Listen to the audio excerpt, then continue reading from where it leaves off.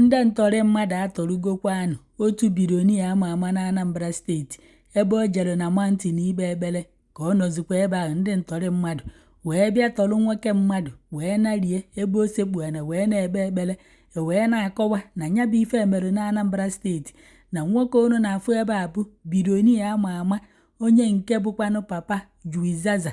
Unu ya da afụ nwa ya n'ihu akwụkwọ witi Obi Kubana fa na imonifa ebe fa na-efe n'ego enu.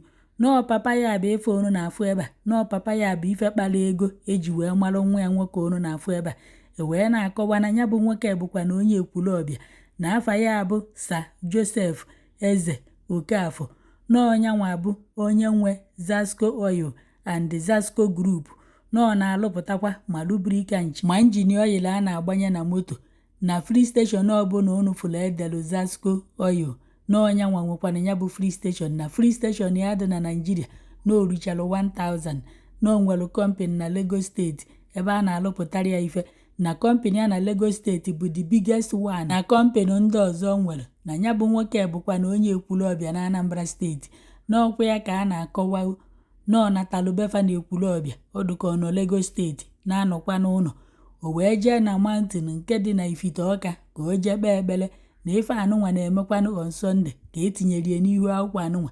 Onye tinyere aka na ya bụ ọkwa bụkwanụ onye ọkaikpe ya a na-akpọ Chukwudị Iwechukwu. Nyanwa bụ ife tinyere ya tata anụnwa bụ on Sunday, mana ndị mmadụ na-akọwa na ọ bụghị tata anụnwa bụ ụka ka ya bụ ife mere. Ọ dịka 2 days ye o ji wee mee dị ife anụnwa bụ ife wee tinye ya n'ihu akwụkwọ. Na ya bụ nwoke na-akọwa na papa Juizaza unu na-afụ ebe a na o jelu na mountain ka ọ kpee ekpere witi ndị ọrụ nche ya, ndị na-eso ya, ndị ọrụ nchekwaba ya. N'ọkwa ya ka o ruru ebe ahụ wee sị ndị ọrụ nchekwaba ya na fachelu ka nyanwa gbagozie n'elu mountain kpee ekpere ọdụka ka o si emebie bifo. Nwoke mmadụ agbagozikwa afọzie achọgharịwa ya wee sị na ndị ntọrị eburugokwa nwoke mmadụ wee narie na ya bụ ife melụ metụtalụ emume iri ji nke ndị Ekwulọbịa kanyegokwanụ na faya eme na igwe ndị Ekwulọbịa kansụlụzi ya bụ emume iri ji wee sị ka echelụ ka achọgodu nwanne fa nwoke marụkwanụ ebe ndị ntọrị mmadụ tọrụrụ nwoke mmadụ wee jebe wee na-akọwa na papa Juizaza unu na-afụ ebe a na igwe fa anụnwa kansụlụrụ emume iri ji anụnwa n'ọnya na ya bụ nwoke zọlụ ife dịka ichi igwe nya onye ya bụ igwe n'obodo, mana onye nke anụnwa bụzi igwe bụ nyanwa winuziri ịbụ igwe. Ịnụ mana ndị obodo nwe onye fa like onye atụrụ ife chọrọ ka ọchị ya bụ onye nke ọzọ. Papa Juizaza ọ bụghọzi igwe, mana igwe nke ahụ kịta anụnwa nọ bụ ife sị na ya kansụlụ emume iri ji fa ka achọgodu papa Juizaza ndị ntọrị mmadụ toje. So na ya bụ ife metụtara emume ekwesịrị ime na Ekwulọbịa na ka ọ dị kịta anụnwa na afụbekwa nwoke mmadụ wee na-akọwa na ya bụ Sir Joseph unu na-afụ ebe a na ọ bụkwanụ nwoke na-ekpeta ekpere onye tinyelụ ndị ya n'aka Chineke. Ebe unu fụrụ kịta bụ mgbe o jelu na nke Reverend Fada Ejike Mbaka wee nye testimony wee kọwapụta ife Chineke mere ya ka o si wee si ugwu Hausa wee natazie na ana Igbo wee bidozie biznes ya nke bụ na ya bụ biznes na-agaziri ọfụma kịta anụnwa. Unu ya ege ka unu nụkwanụ ka o si wee kọpụta ya bụ akụkọ ọgbaamụ ya na nke Fada Ejike Mbaka. Ndị mmadụ nọzi wee na-asị o kedu ka ya bụ nwoke si wee marụ na ọ bụ nnukwute mgbada andị na ọma n'obodo adịghị mma. O jebe na mountain ruo si ndị ọrụ nche ya na fachelu ka o jee kpee ekpere pụta nke butezikwarụ na afọ ọzikwa nwoke mmadụ. Ebe ụfọdụ na-asị na ndị rụrụ arụrụ a na-anụnwa na fa amalugo na ya bụ nwoke na-agba ọbịa osi ndị ọrụ agha ya na fachelu ka o jee gbagoro n'elu mountain kpee ekpere yọkwanụ Chineke ife ọ bịara ịyọ ya wee kenee Chukwu ọfụma ka o ti wee bịa ikenie na onye mere ife amalugo na ọ na-agbago n'elu ebe ahụ sọsọ ya na ọnya ka fa ji wee chebidie wee buru nwoke mmadụ narie. Allegedly ife ndị mmadụ tinyekwa na kọmentị ka m na-agụ anọkwa m ebe ọ nọ wee mee. Ebe ụfọdụ nọ wee na-asị o na onye mere ife anụnwa mana ya bụ nwoke na-agba ọbịa osi ndị ọrụ agha ya fachelu gbagoro n'elu ebe ahụ na fa akwadoro ya bụ ife ọfụma wee buru nwoke mmadụ narie. Ebe ụfọdụ na-asị na ya bụ nwoke ekweta ịma na ọ bụ nnukwute mgbada na ọ na-agbago enu ebe ahụ ọ kpọrọ ndị ọrụ agha ya na ndị ọrụ agha ya ikpe ekpere ọ na-atọfa nwa ọha ọ na-ekpe ndị ọrụ agha ya na-ekpe nkefa Chineke bịa ọzọ onye ọbụla nke ya na-egburugokwa nwoke mmadụ. Biko nu ndị buje nwoke mmadụ hapụnụ nwoke mmadụ na onwe ife o mere unu, nwoke mmadụ akagokwa, hapụkwana ya ka ọ na-abịa. Nwoke ejekwa na-ayọ Chineke ka ọ na-enye ya ndụ, na-enye ya ahụ ite ike. Unu jee ebe ọ nọ jee buru ya, nwekwana ife anyị afụna.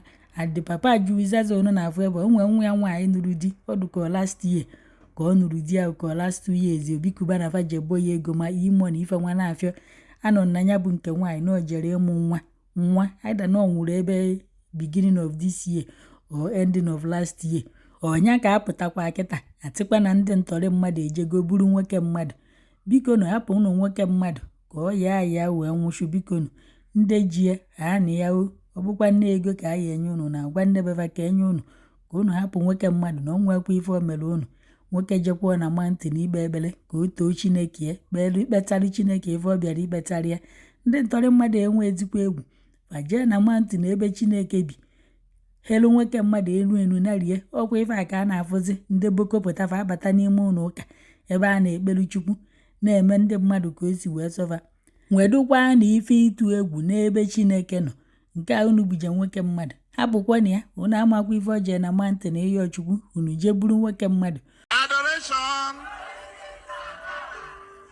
Achọrọ m iji obere oghere a kene nnukwu nna anyị ukwu bụ fada anyị Remijus Mbaka. Ọ nke m nwa.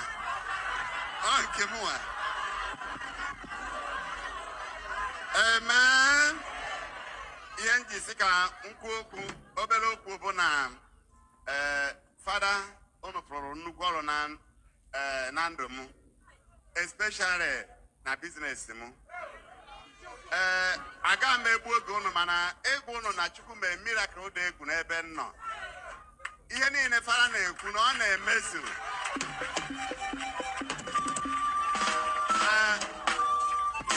Ka m gwa unu nke bụ miracle mekarịcha na ndụ m. N'oge a na-akwado inwe nsogbu n'ugwu Hausa, ndị ime n'igwe gwara m sị m a ga-enwe nsogbu mụ na ba. Abịa na-agwa m ya na nlọ, ahụtaghị m ya dịka ihe ọ na-ekwu ebe a. O mere dịka ekpere niile ọ na-ekpere m. Wee bịakwa m sị m na ugwu Hausa niile na a ga-enwe nsogbu. A na-egosi m ya ọfụma kpọkpue m afa. So emegide ugboro ịta ka m gara agwazie m were si n'ugwu Hausa. Asị m le ihe niile nwa n'ugwu Hausa m were gbadaba ndịda. Ya na-adị m ka ihe nlọ, amaghị m na ọ na-adị m adị.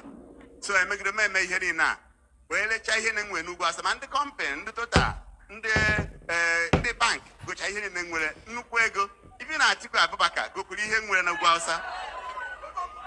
Okwe m ezigbo ego, nara ya ego were gbadataba ndịda. Ọkwa ya hụ na ihe echechiere m n'ụdị pụrụ iche. So oge m na-ele ihe a, ndị mmadụ na-agwa m ka o ya esibu m were aka akpata m ewere ọkpa kpafuo. Ndị kọmiti ndị Igbo na-abịa sị kiri ihe na-eme n'ego na-eme ma o ji bankị ụgwọ nsị ya esi asị m ma anaghị agwa ha ka ha mara taba alọ na m ga-esikwa ụgwọ ka ha maa ka m ga-esi gwa ha. So ka m lechaziri ihe niile a ka m gwụ na eziokwu ihe nne nlele bụ dọbụrụ nwe onye mana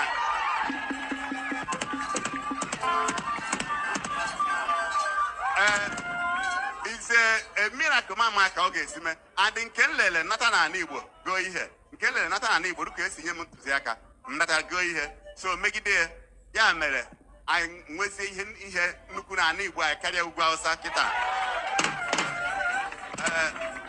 Ma factory m ma ebido tụba mmanụ bụ site na enyemaka ya, site na ekpere m were recha ihe na-enwe n'ugwu Hausa were ya tụba mmanụ. Ọkwa ya na ndị na ndụ. So ụfọdụ ana m ekene gị. Then ofu ihe ọzọ m chọrọ ịgwa ndị mmadụ bụ ekpechara gị ekpere, gbaa mbọ mewe ihe a gwara gị mebe. Ọ bụrụ na ime kpuchie n'ọnụ gee ntị, maka mgbe ị bidoro nweta onwe obere ego ị ga-ebido meghere ibe imegherie ihe niile ahụ ekpere go ọ ghasaa. So ihe na-ayọ ụnụ bụ ekpere niile a na-ekpere ụnụ soro ụzọ a gwara gị, isoro ya ọ ga-adịrị gị mma.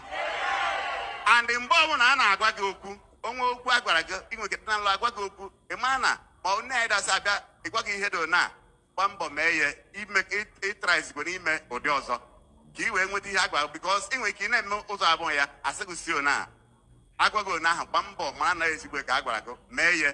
Ọ bụrụ njọ ka ị chọrọ ime asị gị emene kwụsị ime ya. Inwe obi na-abọ imene ya ọ na-anụ ihe m na-ekwu. maka ọ bụrụ na ezigbo ihe chọrọ ịbịara gị onwe ka ọ bụrụ na agadi ikwu ofu onye ọ sịghị ya laikere gị na aga ume ihe a gụbanye moto ịbanye moto nwa obere oge ịdahio bikos ị gaghị ama na ihe ezigbo ihe na-abịara gị ị ga-aga ụzọ Chukwu achọghị ya na ọ dịka ekpere enweghị so m gaghị ekwu ya mana achọrọ m ịgwa ụnụ na ihe do na ga na-eme na ndụ onye ọ nabatụ gbaa mbọ fụ na ị na-eme ya ọfụma ichiti na ndụ mmadụ ịghọrị na ndụ mmadụ ihe ọ na ị na-eme kwụba aka gị ọtọ ekpere ga-agara gị nke ọma n'aha Jizọs. Amen. Ịma na o chetara gwa unu mgbe ọ chọrọ ịbụ igwe ndị obodo si anọ ya ka o ruru abịawa ọkpọkwa m sị don't try it. Amen. Maka na ọha alapụta gị mess up. Today is a free man. Amara m onye ga-anọ n'ọnọdụ a nwoke anọ ka na-ewecha pleti n'onu. Ịma na amara onye n'ebe a. Praise the Lord. Unu amara onye n'ebe a.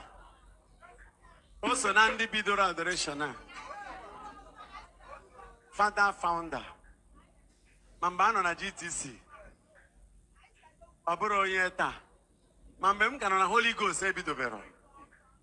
Ana m eje ekpere na be ha. Ọ na-abịa duru m naba Ekwulọbịa. Ihe abụrụ ihe taa. Echire m Fada mụ na ya mara. And otu a ka o so anyị lukwe tata. O soghọ ndị anyị na-azụ. Ya waso ndị na-enyere anyị aka. Ma ya makachakwanyere anyị ugwu. Na-echekwekwa anyị. Anyị anaghị enye ya nwa na-eweta eweta. Ọ bịala anyị baza anyị ma na joy adị. So ọ ga-adịrị gị na mma. Ya na ezinụlọ ya. N'anya ụfọdụ ndị mmadụ obere mmadụ mana n'ebe ụdị mmadụ m nọ ọ nnukwu mmadụ n'ihu Chukwu. Anyị ga-eji ekpere na-ekpuchi ha. Ịma nghọta ihe bụ si ugwu Awụsa na Taba. Maka ihe niile o were almost n'ugwu Awụsa. Nje crusade na Yola. O mechara lụkwuoro ha ma ụlọ ụka hapụkwuoro ha ma na parish lụnwekwuru ha ihe ebe a ọ maghị eto onwe ya ọ kpara gita aka kịta si na ema nazio. Oh, he's a musician too. So na anyị kenere ya ọ ga-adịrị ya na mma. Chukwu chekwara anyị gị. Ọ na-atụ atụ maka ọbụ ọzọ onye bịa tupu na ya dị pụtawa once in a while o jere bata. Ekpere anyị na-ekpe kemgbe na o nwere mgbe ọ ga-eru ụmụ m na-atụ mmanụ unu aghọtaghị ya. Ịma na ọ sị gị na ya na-atụ mmanụ unu aghọtaghị omine. I chere na ogote mmanụ na-agarị ka ole ya na ka ịta. Ọ bara jide aka ka ekpuchie gị. We give honor to whom honor is due. Onye fe eze bati aka n'isi ya. Iche na ọsọ ọgwụ ego anaghị agwọta ego n'ọgwụ. Na ka o yi chapleti n'onu. Ọ na-eje morning mass. O bụ anyị nche ụzọ bịa mass taa tukwuru ebe a quietly. Ego ya abaghị ya isi. Ọ bụrụ gị iwe nwa shishi ị chọọ ịkparị fada. Ị chọọ ndị ga-eso fight fada. Ị ga-emechi adoration. Ibo ya who pon you. Maka na agbara gị nkịtị last year gafere. Agbara nkịtị last year wee gafere. Try choir this year.